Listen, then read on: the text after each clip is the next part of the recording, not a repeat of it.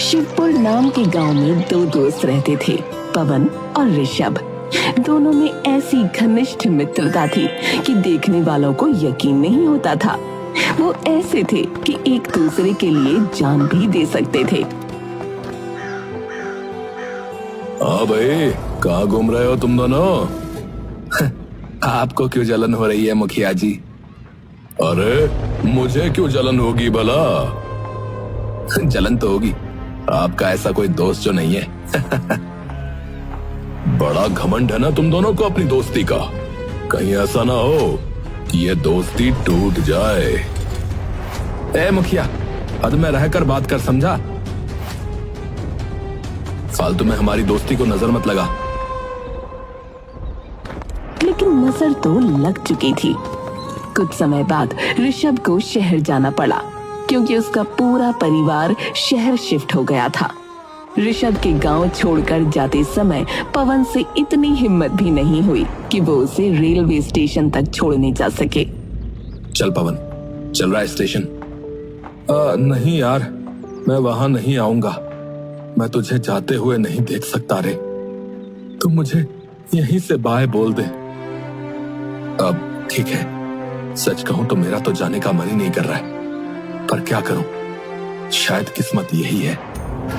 आखिरकार दोनों बिछड़ गए। ऋषभ चला गया और पवन गांव में अकेला रह गया। समय गुजरा और पवन की भी शादी हो गई। उसने मीरा नाम की लड़की से शादी की, जिससे उसे यश नाम का एक बेटा हुआ। अब पवन मजदूरी करके अपना घर चलाता था।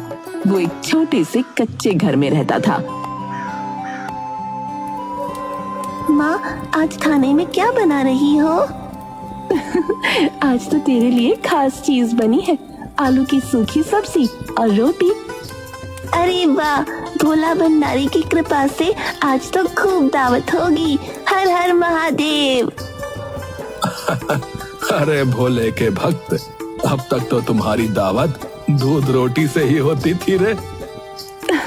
और नहीं तो क्या, जब देखो सिर्फ हर हर महादेव। अरे महादेव ने खुद मेहनत का संदेश दिया है, लेकिन कुछ लोग तो बस नारे लगाना जानते हैं, कमाना नहीं। अरे भाग्यवान, तुम ही तो मेरी अर्धांगिनी हो। तो मैं मेहनत ना करूंगा तो कौन करेगा? देखो, आज दिन भर मजदूरी करके थोड़ा ज्यादा कमाऊंगा, फिर शिवरात्रि पर बढ़िया सा प्रसाद चढ़ाएंगे।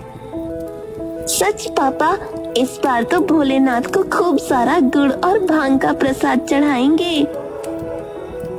अरे भोलेनाथ के भगत, इस बार तो पूरे गांव को देखकर जलन हो जाएगी कि गरीब का बेटा भी शिव भक्त है। हाँ, पवन ने जल्दी जल्दी रोटी खत्म की, फिर अपने पुराने गमछे से हाथ पोंछे और मीरा से विदा लेकर घर से निकल पड़ा। रास्ते में धूल भरी पगडंडी पर चलते हुए वो सोच रहा था कि कैसे इस बार शिवरात्रि पर कुछ अच्छा कर सके। तभी सामने से मुखिया जी आते दिखे, जो हमेशा उसे नीचा दिखाने का कोई न कोई बहाना ढूंढते रहते थे।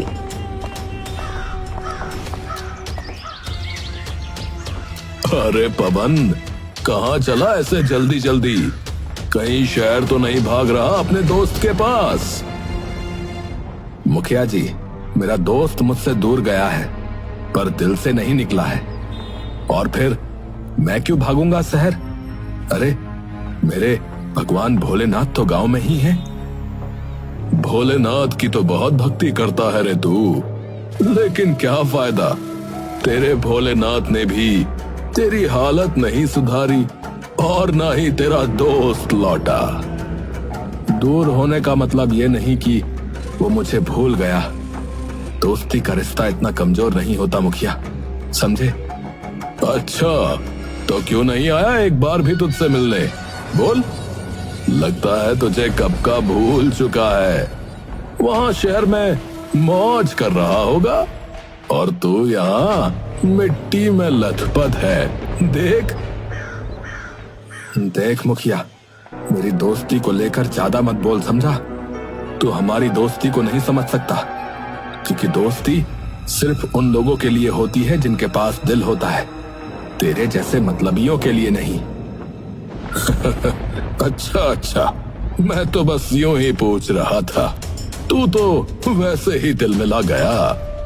अच्छा चल जा, मेहनत कर मेहनत, ताकि कम से कम इस बार शिवरात्रि पर तेरे द्वारा भोलेनाथ को वो सड़ा हुआ गुड़ न चढ़ जाए।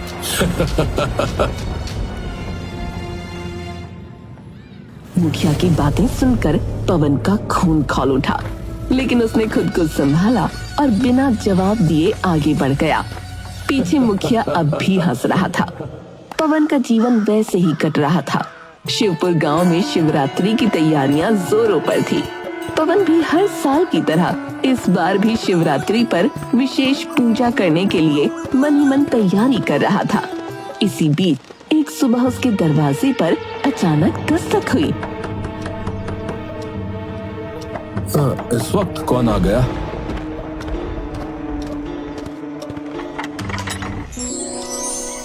दरवाजा खोलते ही उसकी आंखें फटी की फटी रह गईं। सामने ऋषभ खड़ा था। कुछ पल के लिए पवन को विश्वास ही नहीं हुआ।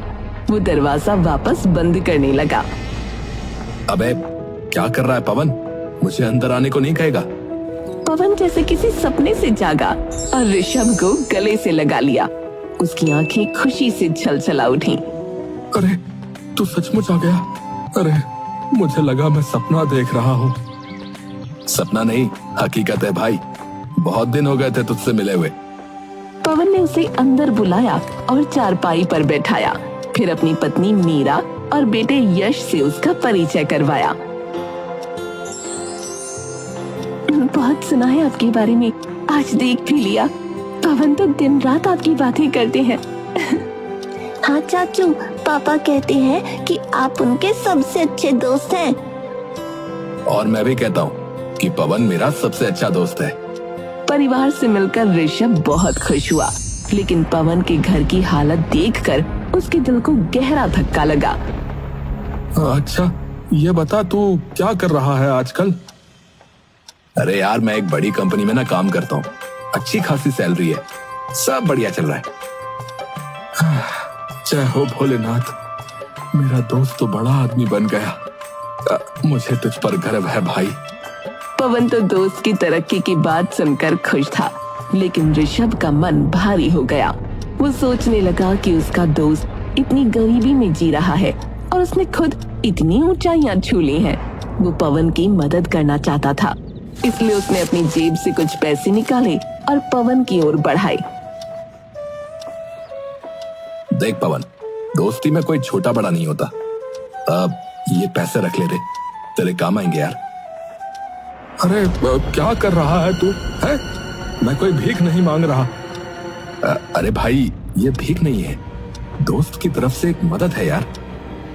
सुन ऋषभ, मैं गरीब जरूर हूँ, लेकिन खुददार भी हूँ। हाँ, मैं अपनी मेहनत से घर चला सकता हूँ, चाहे जितनी मुश्किलें आए। दोस्ती का मतलब पैसे लेना देना नहीं होता, समझा? ऋषभ ने हार मान ली।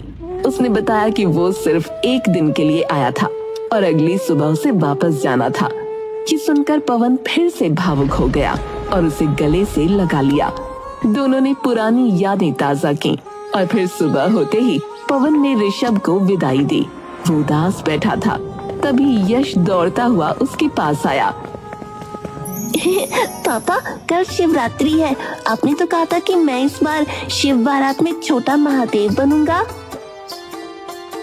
अरे भोले के भक्त, तुझे तो सबसे शानदार महादेव बनना है।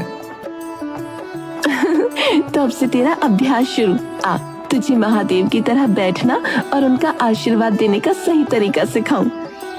मीरा उसे शिवजी के रूप में बैठने और त्रिशूल पकड़ने की मुद्रा सिखाने लगी। पवन भी इस खुशी में शामिल हो गया। अगले दिन पूरा गांव शिवरात्रि की पूजा में मग्न था।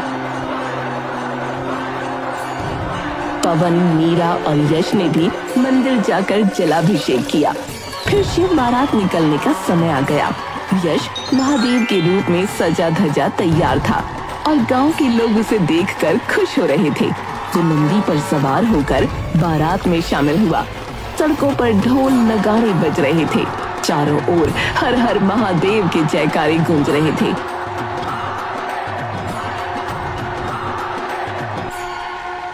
हमारा यश कितना प्यारा लग रहा है। सच में एकदम महादेव का स्वरूप। बारात धूमधाम से निकली और सकुशल संपन्न हो गई।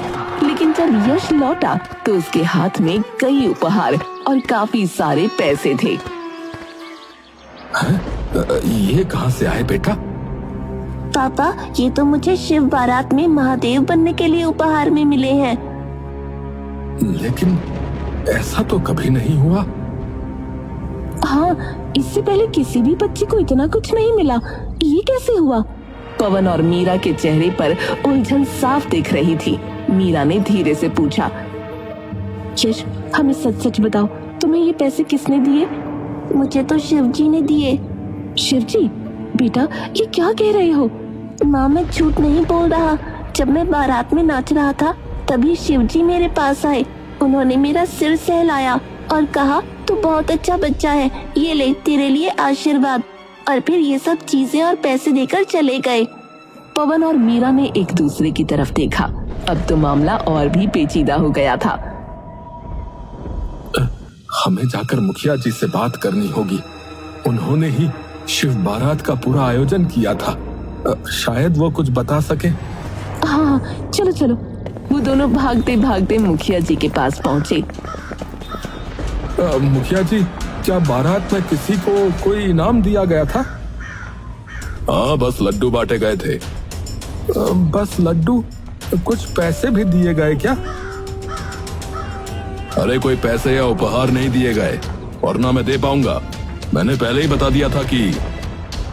अच्छा अच्छा, ठीक है, हम पैसे मांगने नहीं आए हैं। बस इतना बताइए कि शिव कौन बना था?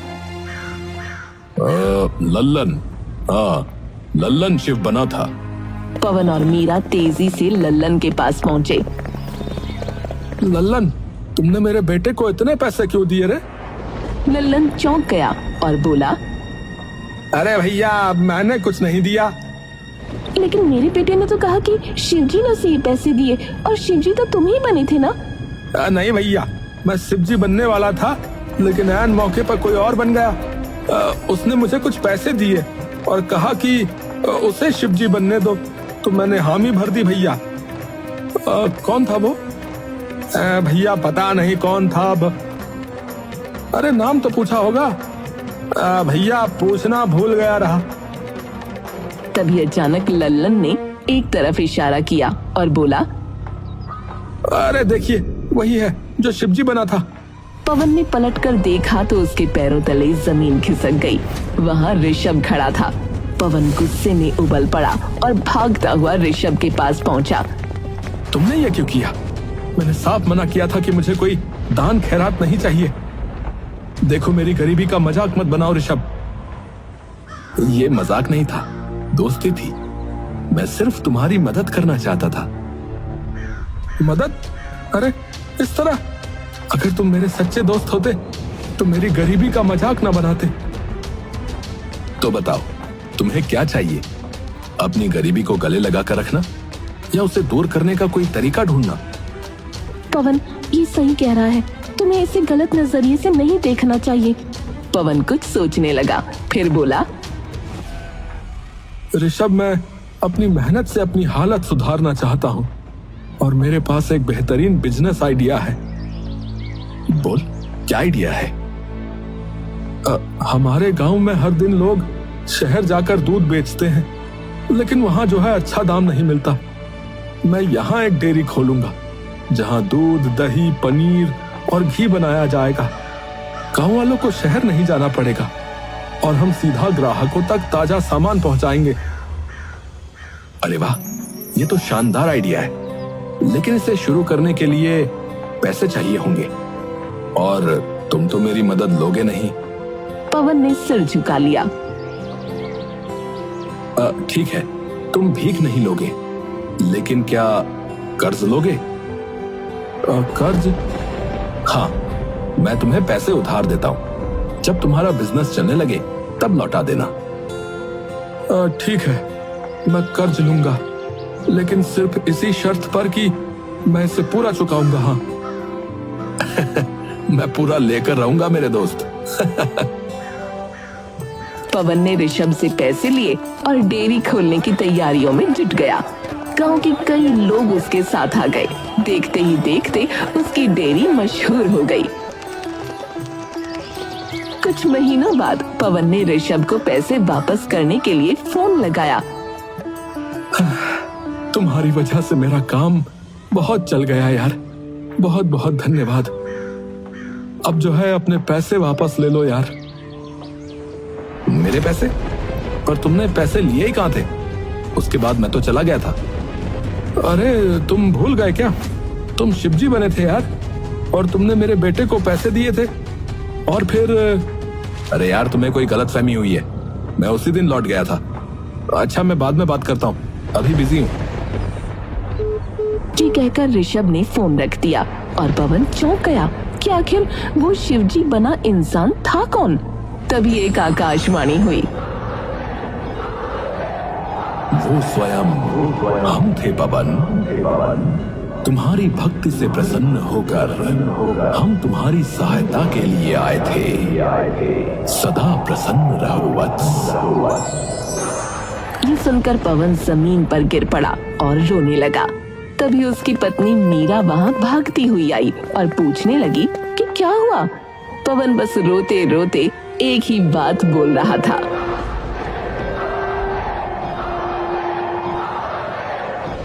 अरे अरे जय भोलेनाथ, जय भोलेनाथ, हर हर महादेव। स्वयं भोलेनाथ ने मेरी सहायता की है। अरे अरे स्वयं भोलेनाथ ने मेरी सहायता की है। स्वयं भोलेनाथ ने मेरी सहायता की है।